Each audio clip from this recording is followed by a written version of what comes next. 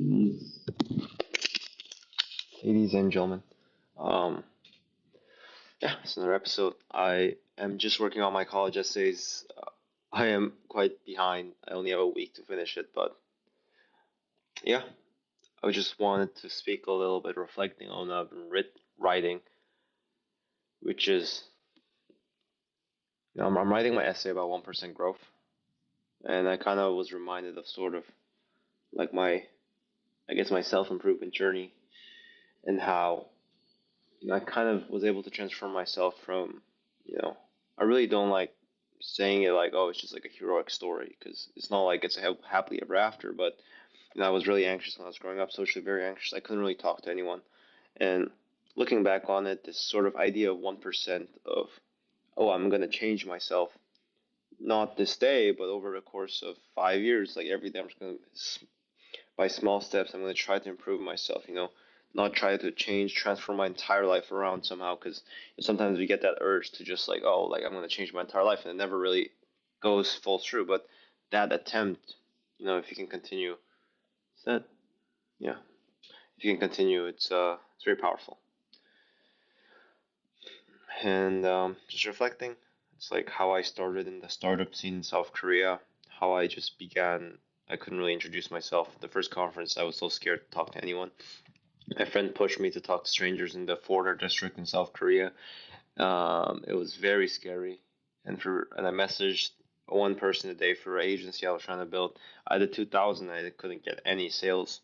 I kept trying, and it sort of compounded. I failed hackathons. I failed startups. I failed so many different things. My first three podcasts were so bad that I didn't even release it. To now interviewing the former ex-president at Y Combinator, which my friend got, not me. But and I managed to ask one question because of some technical difficulties. But that transformation, I don't know, it's just absurd for me looking back right now. It makes me quite emotional. I think there's a lot for me to improve on.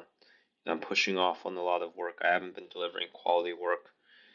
I think I should have been better, but in terms of a lot of different things right now, with all the things going through in my head. But you know, just looking back, I'm very happy about myself that I was able to at least transform myself in some aspect from a kid who had a lot of passion. Like in sixth grade, I was like sort of like I went to I took my mom and we went to a 3D printing conference when I was in sixth or seventh grade, and I met with Joseph Prusa, if anyone knows. I never imagined he would be there. He was a someone I aspired to, and the fact that I met him was quite, I don't know, quite scary, partially because I saw him at distance. But I sort of hid myself from it because I didn't really like the people's judgment of it. Sort of like, oh, like you're a nerd, you're a geek, um, sitting alone at tables.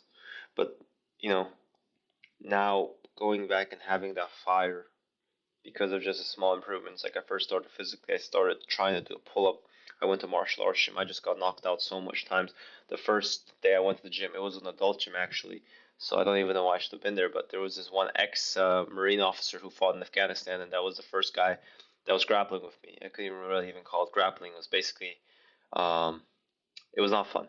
Um, and then my coach, I was so scared of boxing that I started crying in my first sparring, which wasn't even a sparring session because the guy was just tapping me on the gloves, but I was just so scared, which I don't think a lot of people, friends of mine and people who've known me recently could imagine, who know me as sort of like the MMA kid or whatever.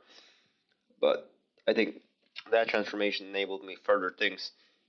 And the fact, like, I had the guts now to sort of reach out to like really high level people, and now I have the guts to sort of say no to people as well, to people who I don't agree with in their certain things, not all the time, right? But now I like a podcast guest who wanted to be. I messaged him actually, in fact, but I later saw him at one event and he was not what I expected, and he kept messaging me, so I just blocked him.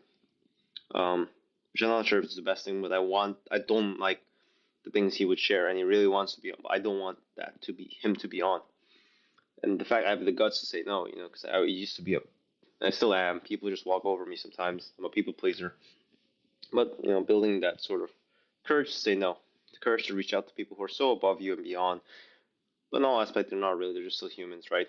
So yeah, I don't know. Just reflecting on it, it's quite absurd. I think it's something important to remind myself, whoever might be listening. I'm very young, and I don't think I dress young right now, but I'm very young, and there's gonna be a lot of challenges. I'm sort of afraid. I'm gonna have to grow up. There's a lot of challenging things I'm gonna face growing up. I'm becoming an adult, which is quite absurd. There's real consequences to what I do. I bear responsibility for the decisions I make.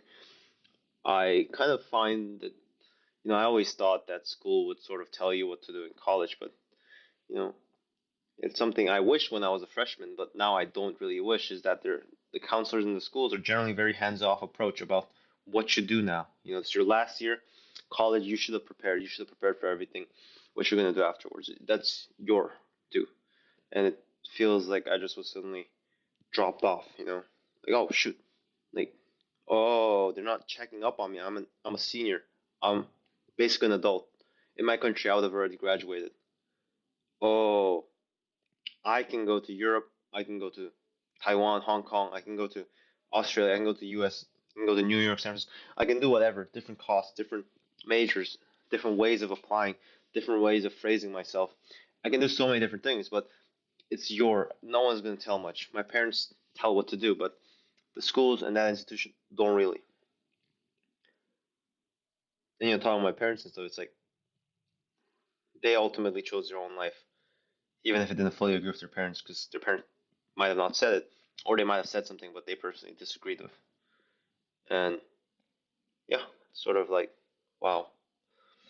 And when I do things, it's not for the sake of just sort of like, I'm a kid, I want to learn, but it's also like sort of like, oh, like this is like you're an adult, like you got to figure things out, sort of. I don't think this is something everyone has probably felt. Whoever's listening, you will feel if you're younger than me, which I just can't imagine. I just feel like I'm the youngest person alive sometimes, but now I feel old. Some of the listeners might laugh at me for that, but yeah, it goes by really quickly, and I gotta make the best I can out of whatever. And there's so many things to do. There's so many people who say all kinds of things, and in that confusion, I sticking with this mantra that I stuck with when I was 13. I was just trying to improve myself little by little, and sometimes I may fail, sometimes I may not do, but that I remain vigilant, that I can at least improve myself, and that I sometimes, as much as I can, but sometimes I don't, is to try to improve myself in some aspect of my life. And ideally, don't try to ruin some parts of my life, right? So, yeah, just trying to keep that mantra in my mind in these difficult times. And not difficult. This is not really. I gotta remind. It's not really difficult. It's challenging for me, but compared to some people, I gotta remember how blessed I am. Like whatever life I'll live, I'm already thankful for the 18 years I've lived in my life. For a good family, for good siblings, for some years I didn't have friends, but for the few friends who've snuck along, the friends I made in high school, the people I've met in my life, for the mentors I've had, all those things, I'm thankful because it's something that some people never experience in their life, and of this optimism for life, this passion for life, the things that happened, that was a lot of luck, but that happened, that gave me so much confidence. From meeting my mentors, from interviewing them, from shaking the hands of a billionaire who created HTML and WebSockets. These things are all such a wild experience that even if the next 4 years of my life were not particularly the best, I don't think it would, and I hope it doesn't, and I believe it won't. But if it does, that the life I already lived is good enough. And I think sometimes, I'm afraid of of the people I love's death.